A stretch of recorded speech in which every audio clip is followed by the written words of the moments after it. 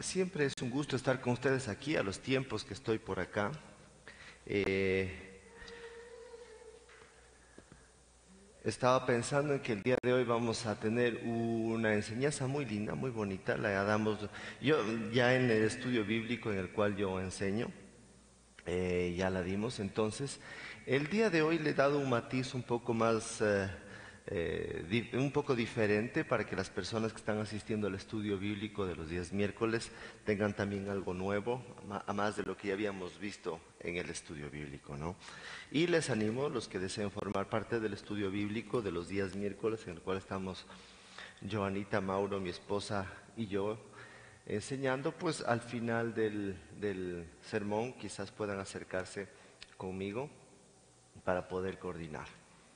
Bueno, el día de hoy tenemos un sermón siguiendo los estudios de Josué, y es interesante porque muchas veces antes, cuando había leído la Biblia, había visto Josué y lo pasaba y lo veía como una historia bonita y se acabó.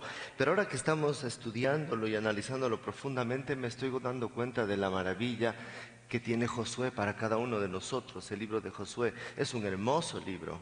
Es un hermoso libro. Yo lo pasaba así, decía: aquí hay pura ciudad y puro nombre, lo voy a pasar, ni siquiera entiendo estos nombres. Pero realmente es un libro maravilloso, es un libro muy, muy lindo. Hemos visto entonces anteriormente cómo en Josué se está trabajando, Dios está trabajando en la promesa que le había dado al pueblo de Israel para obtener la tierra prometida. Habían salido del desierto y ahora ya van a entrar a la tierra que Él les había prometido, ¿sí? Y empieza una serie de guerras y de batallas para conseguir la tierra que el Señor les había prometido. Han venido trabajando por mucho tiempo en conseguir el objetivo, que era que este pueblo pagano que estaba habitando esa tierra reciba la tierra que el Señor les había dicho desde hace mucho tiempo atrás a su pueblo que le iba a dar. ¿Sí? Y entramos pues ya a un tema ya casi en el cual el tema de hoy se centra en que Josué ya ha obtenido junto con el pueblo de Israel esta tierra y están en la fase de distribución de la tierra. Están distribuyéndola la tierra. Yo decía, bueno, quisiera empezar con algo diferente y les voy a contar algo diferente. Cuando yo era niño, tenía unos 11 años de edad quizás, nosotros sabíamos ir de vacaciones a Quito a visitar a mi familia allá. Y circuló una noticia de una persona que había vendido un vehículo, un Mercedes-Benz, en un Sucre, ¿no? Entonces nosotros estábamos ahí en familia, recuerdo, y empezó a haber una conversación acerca del tema, y uno de mis tíos, el tío de mi mamá, nos contaba la historia del Mercedes-Benz de un Sucre. Entonces dice, porque había salido en los clasificados del comercio durante 6 meses y nadie lo había comprado, al Mercedes-Benz de un Sucre. Hagamos de cuenta que actualmente ese carro estará que en unos $50,000, ¿no? Porque más o menos hablaban de 300 millones de sucres, ¿no? En ese entonces. Cuando yo tenía 11 años, no les voy a decir cuándo tuve 11 años porque delataría lo viejo que soy, pero 300 millones de sucres era más o menos como $50,000 en la actualidad, más o menos por ahí. Y sucede que el dueño de ese vehículo había tenido un hijo al cual no había visto por mucho tiempo, ¿sí? Al parecer había salido del país y no lo había vuelto a ver otra vez, ¿no? Y este señor había dejado su herencia, había distribuido a varias personas la herencia. Y con respecto a ese vehículo dice, bueno, yo quiero que este vehículo quede para este hijo. Pero a él sí no lo he visto hace mucho tiempo. De tal manera que si es que no asoma, mi hijo, ustedes lo van a vender al vehículo en el precio de un sucre, para que no haya reclamo, para que el comprador pueda comprarlo y después no venga alguien de la familia a quererle reclamar el vehículo, porque lo regalé. Entonces lo van a vender a un sucre. La situación es que el hijo no asomó durante 6 meses Y el testamento de esta persona había dicho que si no asoma en 6 meses lo vendan en un sucre. Y el periódico empezó a salir, Mercedes-Benz de venta, valor un sucre. Lógicamente, pues ¿quién va a creer que un Mercedes-Benz cuesta un sucre? Entonces todo el mundo ha de haber pensado, esto es una broma, o esto es alguna estafa, o quizás, qué sé yo, ponen ese valor, pero cuando llamemos nos van a dar el valor real, entonces yo Mercedes-Benz no voy a comprar, entonces, ya. Y por eso estuvo medio año así hasta que una persona se interesó y llamó y dijo, bueno, ¿y cómo es esto del sucre? Sí, cuesta un sucre. Y le explican el por qué cuesta un sucre, y este señor compra el vehículo, un Mercedes-Benz, en un sucre. Es como decir que hoy día compramos un Mercedes-Benz en $1. ¿Sí? Entonces, cuando me acordaba de esta historia cuando yo fui niño, digo, se parece mucho a lo que estamos viendo el día de hoy, ¿no? El día de hoy vamos a ver Josué, capítulo 18 y 19. Sí, el versículo 18 más el 19 es puro nombre y nombre y nombre de ciudad. Entonces no nos vamos a alargar en los nombres de las ciudades. Ni siquiera me sé pronunciar muchos nombres de los poblados de nuestra provincia, peor de estas ciudades de acá que están dificilísimos. Pero vamos a centrarnos en ciertas partes de aquí del libro de Josué. Vamos a abrir en el capítulo 18. Ah, por cierto, una cosa. Miren, yo siempre en el estudio bíblico les he dicho a las personas que van ahí que deben traer una Biblia de papel. La Biblia del celular no sirve, porque ahí no pueden rayarla, ahí no pueden,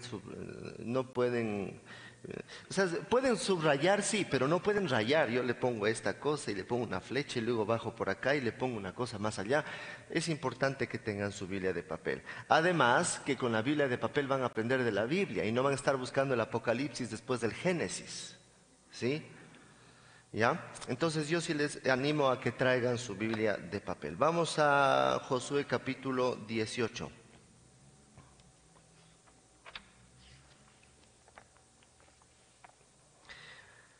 Vamos a dividir este estudio en dos partes. Vamos a ver primero la parte histórica y luego vamos a ver qué significa esa parte histórica para nosotros. Dice así, capítulo 18, versículo 1. Toda la congregación de los hijos de Israel se reunió en Silo y erigieron allí el tabernáculo de reunión, después que la tierra les fue sometida. Paremos ahí un momentito.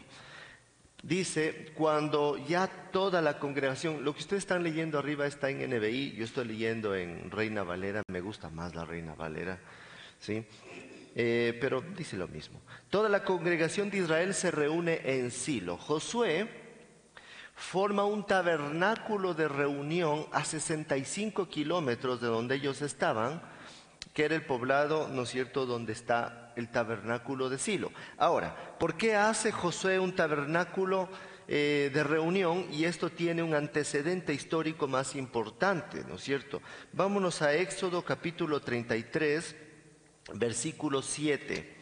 Éxodo 33, 7. Quiero que vayamos ahí, porque hay el antecedente del tabernáculo, ¿no es cierto? Éxodo 33, 7 dice: y Moisés tomó el tabernáculo y lo levantó lejos, tal como está haciendo Josué, a 65 kilómetros, fuera del campamento, y lo llamó el tabernáculo de reunión. Y cualquiera que buscaba al Señor salía al tabernáculo de reunión que estaba fuera del campamento. Oigan esto, cualquiera que buscaba al Señor tenía que salir fuera del campamento al tabernáculo de reunión, ¿ok? Y sucedía que cuando salía Moisés al tabernáculo, miren esto importante, todo el pueblo se levantaba, todo el pueblo se levantaba. Les voy a hacer un ejemplo, yo voy a ser Moisés y me voy a ir al tabernáculo. Cuando yo empiece a caminar, todos se levantan, ¿ok? Yo soy Moisés, estoy por acá. Entonces digo, pueblo, me voy a ir al tabernáculo a hablar con el Señor.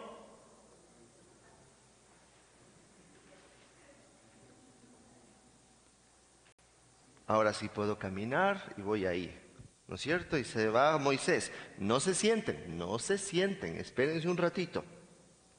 Y cada cual estaba de pie en su tienda. Y miraban en pos de Moisés hasta que él entrara al tabernáculo. ¿ok? Tienen que mirarme a mí, mírenme, a mí, solo a mí. Si está mirando para allá, yo no me muevo.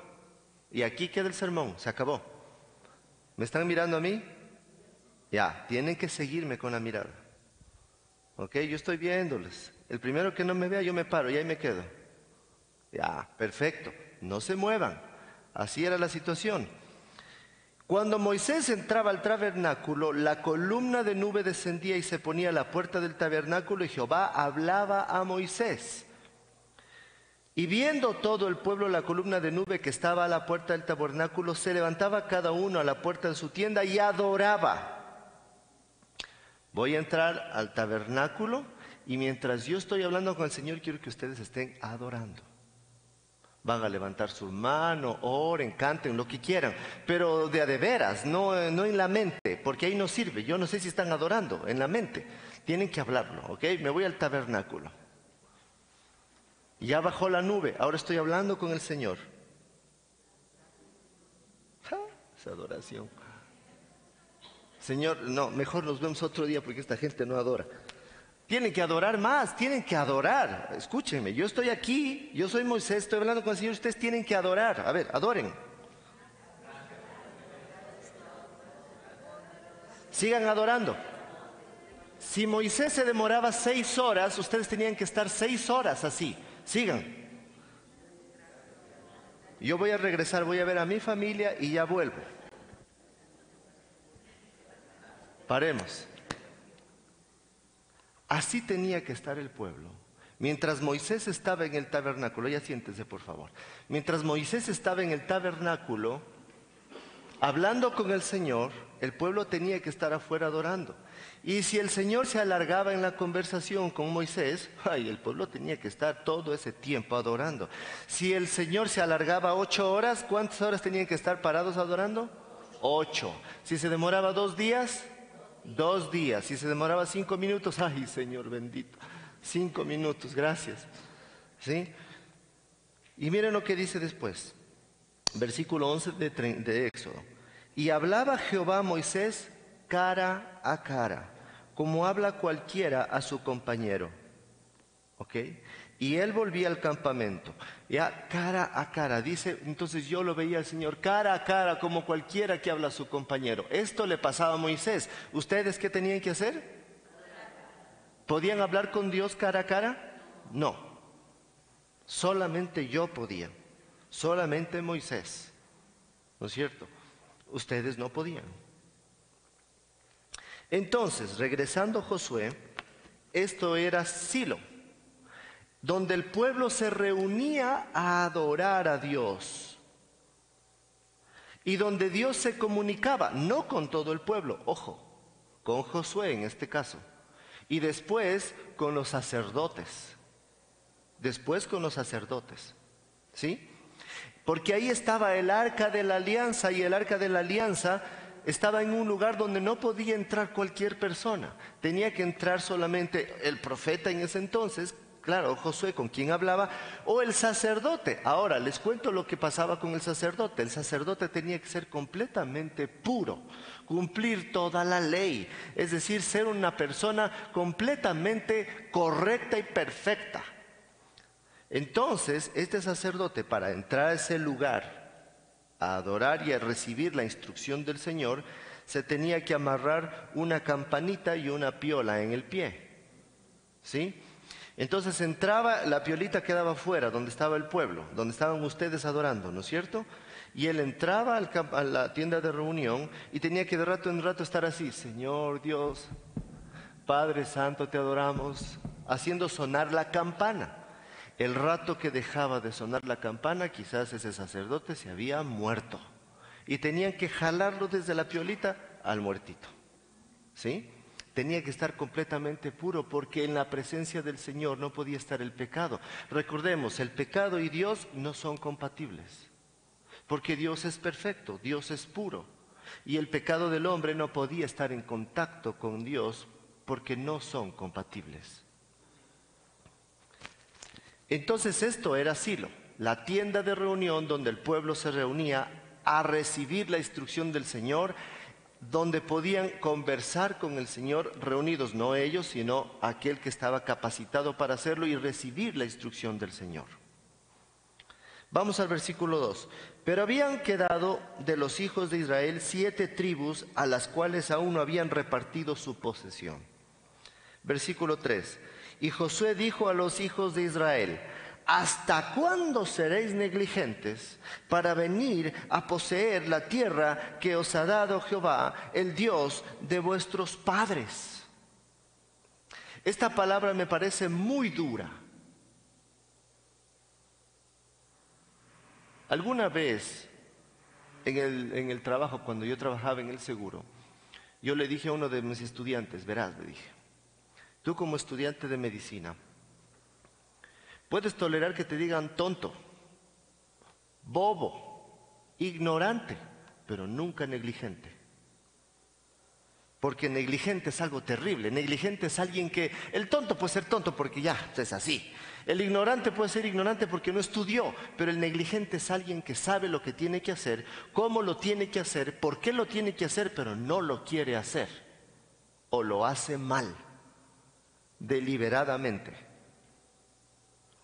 Entonces, cuando Josué los llama, les dice, bueno, ¿y ustedes hasta cuándo van a ser negligentes? ¿Hasta cuándo no van a tomar lo que Dios les dio? Dios nos prometió, Dios nos dio, y ahora ustedes tienen que tomarlo, solo tienen que tomarlo. Y no quieren tomarlo. ¿Qué les pasa? Negligentes. No están haciendo bien las cosas. ¿Pero por qué eran negligentes? Bueno, hay muchas cosas por las cuales este pueblo era negligente. Por comodidad, claro. Habían conquistado todo Canaán, pero lógicamente no mataron a todo el mundo, sino que había gente, cananeos que estaban ahí, que todavía eran la mano de obra barata, ¿sí? Eran los que hacían el trabajo duro mientras ellos estaban descansando. Entonces es más fácil tener mano de obra barata. Probablemente ni siquiera les pagaban. Simplemente somos los dueños de la tierra, ustedes quieren estar aquí vivos, trabajen. ¿Ok? De los que quedaron, porque la mayoría de pueblos a toditos, ¿no? Segunda, por miedo. ¿Miedo a qué? Bueno, miedo a emprender algo nuevo. Siempre que hay algo nuevo nos da un poco de miedo, ¿sí? Siempre que nos da algo nuevo nos da miedo, ¿ya? Uno de los eslogans de Nike hace mucho tiempo era Fear doesn't paralyze you. Que el miedo no te paralice, ¿sí? Porque cuando tenemos algo nuevo nos puede dar temor. Por costumbre, recordemos que este pueblo estuvo 40 años dándose las vueltas en el desierto, pasando de un lado al otro, nunca establecidos en un solo sitio, entonces no tenían que trabajar la tierra porque Dios les daba maná, ¿no es cierto? ¿Ya? No tenían que establecerse en un solo sitio, sino que bueno, ya nos cansamos de aquí, sigamos para allá. Entonces se acostumbraron a ese estilo de vida de, bueno, está bien, pero mejor no, me voy ya. ¿Sí? Dios les dio de comer, Dios los protegió de los enemigos y ellos andaban de un lado al otro, estaban acostumbrados a eso y de repente les dicen, ahora les toca trabajar la tierra, ahora les toca producir, ahora les toca hacer fructiferar lo que Dios les prometió. Entonces posiblemente por eso eran negligentes, porque no eran solo 1 o 2 tribus, eran 7 de las 12 los que estaban en esta actitud de negligencia. Dios es fiel a su promesa, dense cuenta eso. Dios es fiel a su promesa. Él no cambia su promesa a pesar de que el hombre rechace la misma. Dense cuenta, no está diciendo en ningún momento, si no van a ver ustedes, Dios les va a quitar la tierra. Nunca dice eso. Dice, la tierra está allí, es suya, vengan a tomarla. ¿Por qué no la han tomado? Dios cumple su promesa aunque ustedes la rechacen. Ojo, Dios la cumple. Vamos siguiendo en los versículos. Versículo 4 dice, señalad 3 varones de cada tribu para que yo los envíe. Y ojo lo que dice aquí, y que ellos se levanten y recorran la tierra y la describan conforme a sus heredades y vuelvan a mí y la dividirán en 7 partes y Judá quedará en su territorio al sur y los de la casa de José en el suyo al norte. Vosotros pues delinearéis, escuchen esto, delinearéis la tierra. Vemos que en el versículo 8 otra vez dice, recorran la tierra y delineen la tierra. Josué les está diciendo, tienen que levantarse, recorrer la tierra, delinearla, es decir, conozcan lo que Dios les está dando. No sean tan cómodos, levántense a conocer lo que Dios les está entregando. Porque yo no voy a hacer absolutamente nada, les dijo Jesús, yo voy a estar aquí. Ustedes van a ir, van a reconocer, van a delinear, van a mover todo y después de eso sí nos vemos acá para repartirla. Pero ustedes se van a levantar y van a hacer lo que tienen que hacer y van a buscar esa tierra, van a delinearla, van a reconocerla y luego nosotros vamos a hacer lo que tenemos que hacer. ¿Saben por qué hace esto Josué? Miren, desde el capítulo 18 y todo el 19, que es lo que hoy nos atañe, ¿no es cierto?, lo que hoy tenemos que ver, la palabra heredad se repite 17 veces. 17 veces en estos dos capítulos el Señor dice, esta es tu heredad, esta es tu heredad, esta es tu heredad, esta es tu herencia, esta es tu herencia, esta es tu herencia.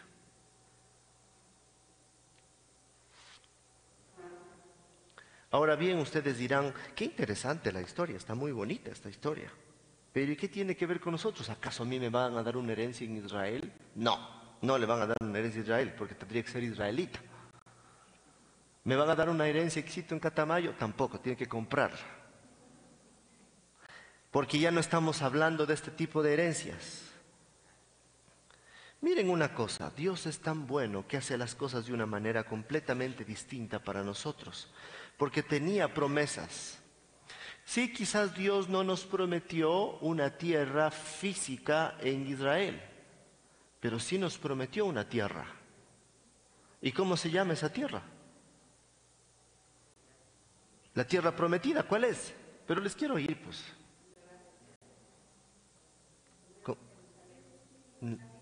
La vida eterna, el cielo, ¿no es cierto? El reino de los cielos es la nueva tierra que nos promete el Señor, es la tierra prometida, el reino de los cielos es donde Él nos ha prometido que nosotros estaremos. Ahora, dirá, bueno, pero y entonces tengo que irme de aquí a 65 kilómetros a buscar el tabernáculo del Señor. Si habrá una iglesia en Saraguro, porque más o menos allí es 65 kilómetros. El tabernáculo que nosotros tenemos ahora tiene otro nombre, se llama Jesucristo. Ese es el tabernáculo que tenemos hoy.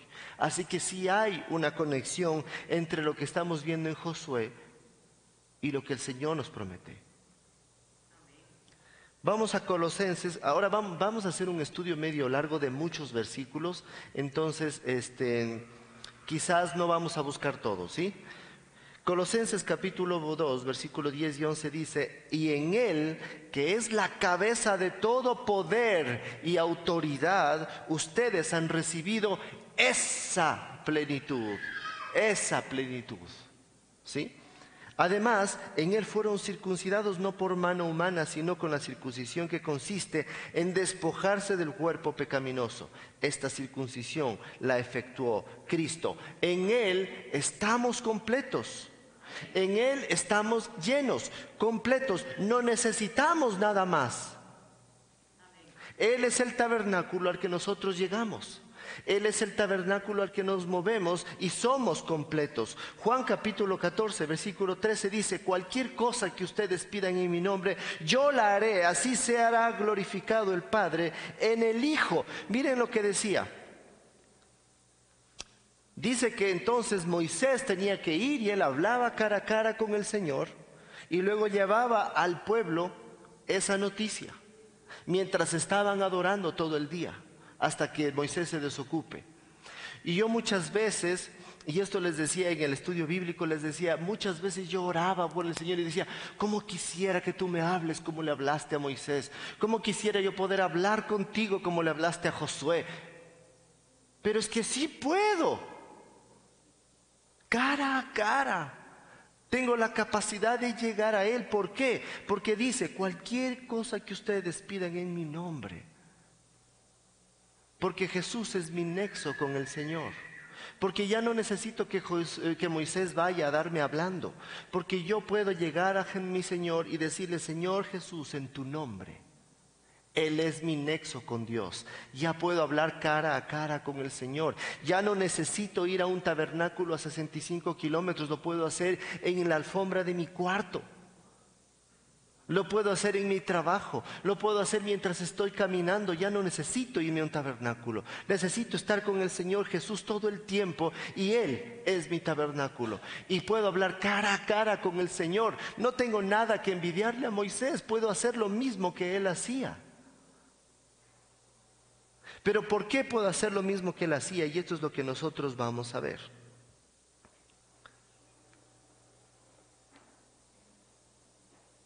Hechos capítulo 4, versículo 12 dice: de hecho, en ningún otro hay salvación, porque no hay bajo el cielo otro nombre dado a los hombres mediante el cual podamos ser salvos.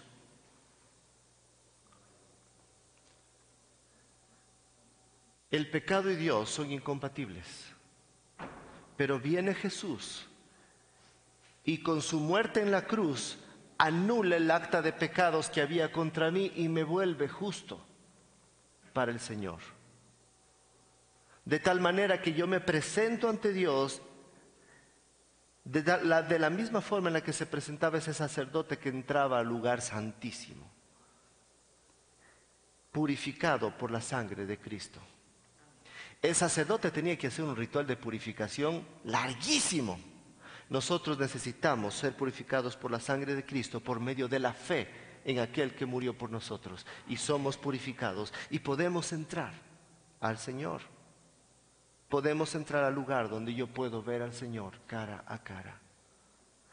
Pero es que el Señor le hablaba a Moisés audiblemente y le escuchaba. Y Dios también nos habla audiblemente. Lea, abra la boca para que se escuche usted mismo. Ya le está hablando el Señor audiblemente. ¿Sí? El sacerdote, si era impuro, moría. ¿Qué dice entonces la palabra en Lucas capítulo 5, versículo 32? No hemos venido a llamar a justos, sino a pecadores, para que se arrepientan. En otras palabras dicen: ahora en este tabernáculo ya no quiero que vengan solo los puros, quiero que vengan los pecadores para yo purificarlos. Miren esa diferencia. El sacerdote, solo él podía hablar a Dios. Hechos capítulo 4, 16. Así que acerquémonos confiadamente al trono de la gloria para recibir misericordia y hallar gracia que nos ayude en el momento en que más lo necesitamos. Nos está diciendo: acérquense con tranquilidad. Ustedes son de Cristo, y si son de Cristo, son puros en su sangre. Pueden acercarse tranquilos al lugar donde está el Señor. Ya no necesitan a alguien que les dé hablando. Recuerdo hace algunos años atrás. Bueno, uno siempre tiene que empezar por algo, y en la fe también somos muy inmaduros y vamos creciendo, ¿no? Yo recuerdo que cuando era muy inmaduro en la fe, no digo que ahora esté cayéndome de madurote, pero cuando era muy inmaduro en la fe, yo estaba sentado ahí y veía al pastor y digo: no, tiene que orar por mí ese man, tiene que orar por mí. Y llegaba: pastor, ore por mí porque usted es el ungido. ¿Cómo usted es el ungido? ¿Y yo qué soy? El perdido, el que no tiene salvación, el olvidado de Dios, como ese grupo que ha jugado fútbol con nuestra iglesia. La palabra dice que tú, por medio de Cristo, puedes acercarte tú mismo al trono de gracia y recibir misericordia. No necesitamos un intermediario, un ungido que nos dé orando, porque el ungido es Cristo y Él está con nosotros. Amén. Entonces nuestro tabernáculo real es Jesús. Él es nuestro tabernáculo. Ahora les voy a hacer una pregunta muy fuerte. ¿Somos cristianos negligentes?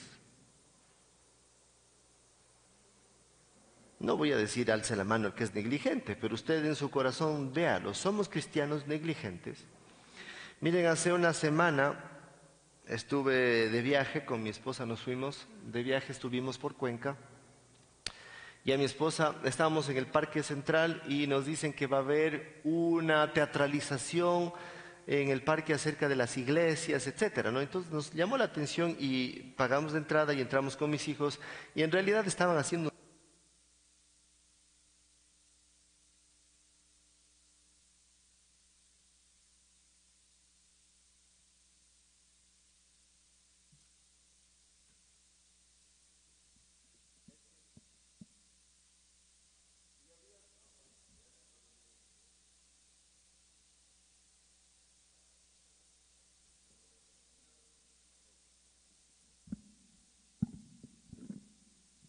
Ya.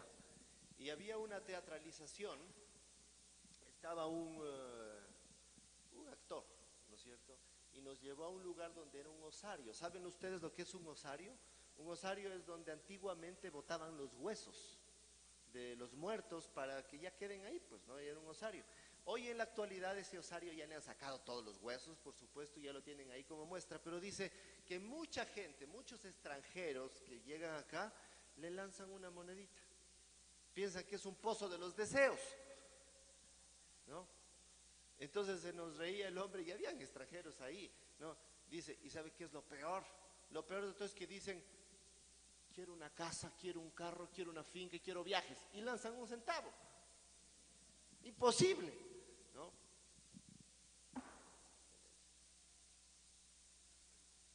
Ya suena. Bueno, ya, y luego lo usamos.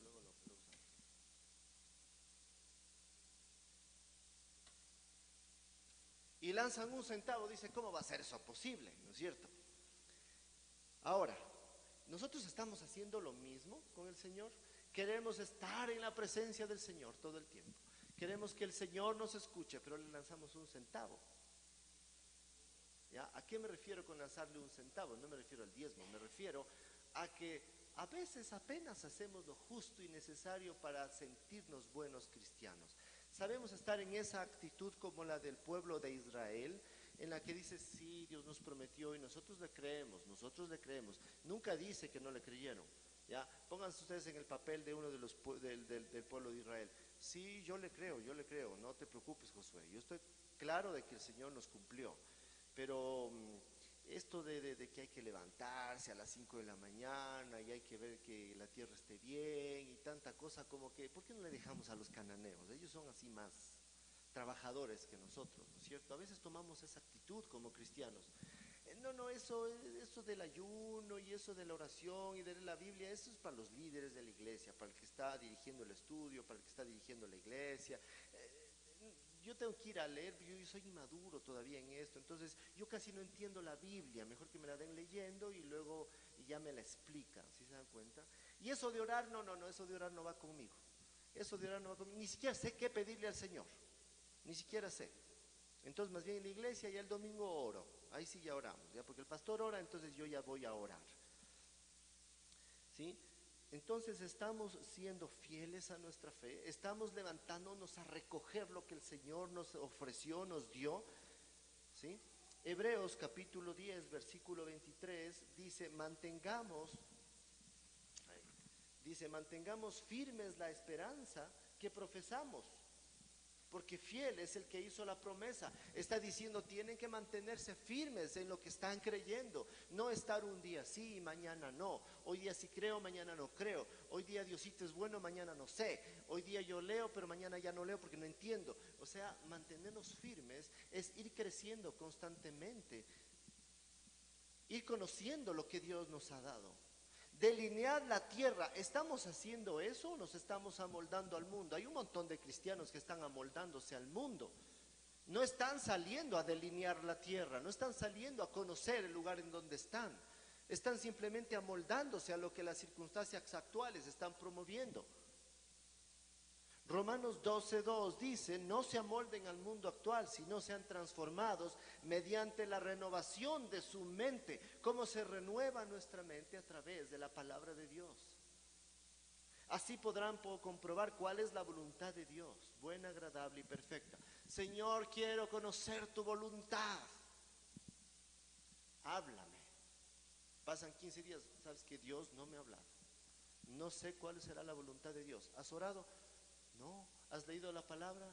No. ¿Y cómo quieres conocer la voluntad de Dios? Es que Dios es poderoso. Él tiene que decirme, tiene que mandar a alguien que me haga ver las cosas. No. Así no funciona. El cristiano negligente se sienta a esperar que Dios le dé las cosas. Pero Dios no quiere cristianos vagos y negligentes. Dios quiere que conozcamos lo que Él nos quiere dar. Por eso en Juan 3:16 dice, todo aquel que crea en Él, todo aquel que crea en Él tendrá vida eterna. Ya no verá la muerte.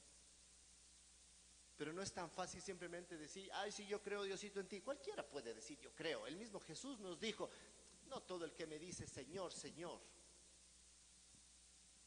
A mí me gusta parafrasear así las cosas, ¿no? Ya en el estudio me conocen, Joanita. No todo el que diga Señor, Señor, está conmigo, no es así. Tienes que creer, pero tienes que creer bien. Y para creer bien tienes que también estar con el Señor, tener una actitud de permanencia con Él, conocer lo que Él te quiere dar, conocer la manera en la que te lo da. Pero no, muchos cristianos en la actualidad lo que quieren es reclamar bendiciones, robarlas las bendiciones, sacarlas del cielo, robarse las bendiciones del cielo. Nosotros no somos nadie para robarle nada a Dios, ni para reclamarle nada a Dios. No podemos estar robándole bendiciones, porque para empezar Dios no se las está quedando Él. Él quiere dárnoslas. Ya no es robar cuando alguien te lo quiere dar, ¿verdad?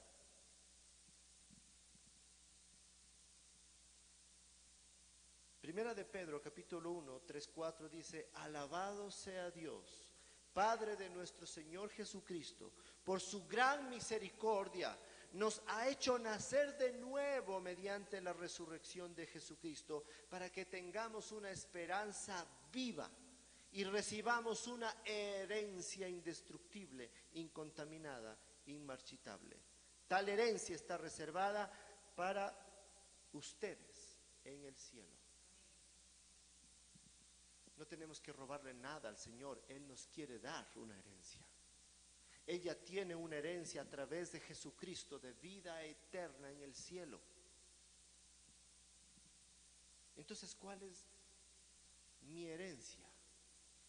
Pongámosle un nombre a mi herencia. Mi herencia es la vida eterna en Jesucristo. Esa es mi herencia.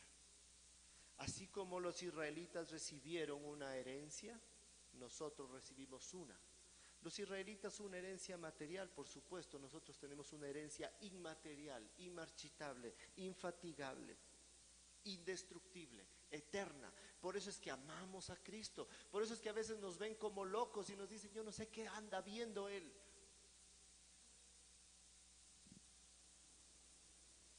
El día de ayer salimos a pasear en moto con unos amigos y estaba una persona a la que yo aprecio mucho, quiero mucho. Y esta persona decía, yo ya estoy curado del cristianismo. Yo ya me curé del cristianismo, yo ya estoy bien. Le digo, sí, estás muy bien aquí. Lástima que no te voy a ver allá. Ah, eso no existe. Eso es lo que tú dices. Pruébame que no existe. Nuestra herencia no está aquí. Nuestra herencia no está aquí. Ahora sí quiero que ustedes abran en Juan capítulo 17, versículo 3. Quiero que lo abran ahí. ¿Por qué quiero que abran ahí? Entonces me dice, ¿cómo dice nuestra herencia no está aquí? Y entonces, ¿para qué trabajamos tanto si no es para dejarles a nuestros hijos esas cosas? Pues uno trabaja para dejarles a los hijos con un buen estudio, para dejarles con algo con lo que puedan sostenerse en la vida. No, le digo, y está muy bien que tú les puedas dar algo con los que se sostengan en la vida, pero esa no debería ser tu herencia, porque eso se puede acabar, eso se puede ir. Tengo un amigo que tenía una gran herencia para sus hijos futuros, nunca tuvo hijos. Otro de ellos tenía una gran herencia para sus hijos y el SRI le quitó todo porque no había pagado impuestos. Ah, ¿verdad? Vamos a leer Juan capítulo 17, versículo 3. Y esta es la vida eterna, que te conozcan a ti, el único Dios verdadero, y a Jesucristo, a quien tú has enviado. ¿Sabes cuál es mi herencia para mis hijos? Esta, que conozcan a Él. Esa es mi herencia para ellos. Y una vez le dije a mi hijo, verás, hijo, quizás no te pueda dejar casas, carros, fincas, tierras, viajes, no, quizás no pueda dejar plata, pero te voy a dejar la única herencia que a mí me interesa dejarte, y es que tú conozcas de Cristo, porque si tú tienes a Cristo lo tienes todo, se acabó. Hermano, su herencia tiene que ser Jesucristo para sus hijos. Si su herencia no es Jesucristo y es cualquier otra, ya no sirve. Ya no sirve. Porque todo se marchita, todo se destruye.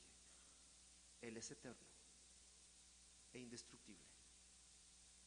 Nuestra herencia es Jesucristo, y mi heredad para mi familia y mis hijos es darles a conocer a Jesucristo. Antes quizás infantilmente decía, mi heredad para mis hijos es darles la salvación. No, yo no doy la salvación a nadie. Eso lo decía cuando era muy inmaduro. Mi herencia para ellos es darles a conocer a Cristo. Ellos tendrán que tomar la herencia o no. Ellos tendrán que tomarla. Por eso tenemos que enseñarles, hijos, familia, esta es mi heredad, es Jesucristo, y tienen que hacer esto para llegar con Él. No podemos hacer más. Es lo que hacía Josué. Vayan, delineen y luego vienen para entregarles. Tomen, Él es Jesucristo. Esta es la palabra. Esto es lo que Dios quiere para ustedes. Esto es lo que tienen que hacer. Decidan ustedes. ¿Vamos a tomar nuestra herencia o no? Por último, Hebreos capítulo 9, versículo 15 dice, por eso Cristo es el mediador de un nuevo pacto, para que los llamados, o sea, nosotros, amén. Bueno, solo los que dijeron amén son los llamados. Ya, para que los llamados reciban la herencia, solo los que dijeron amén van a recibirla. Prometida. Ahora que Él ha muerto para liberarlos de los pecados cometidos bajo el primer pacto. A través de Cristo somos llamados a tener una herencia eterna prometida para cada uno de nosotros. Siéntanse dichosos porque tenemos una herencia prometida. He estado leyendo últimamente Apocalipsis y estoy haciendo un estudio de Apocalipsis, de hecho, con un pastor por vía telemática. Y llega un momento en que yo estoy leyendo el Apocalipsis y le digo, pare, esto es terrible.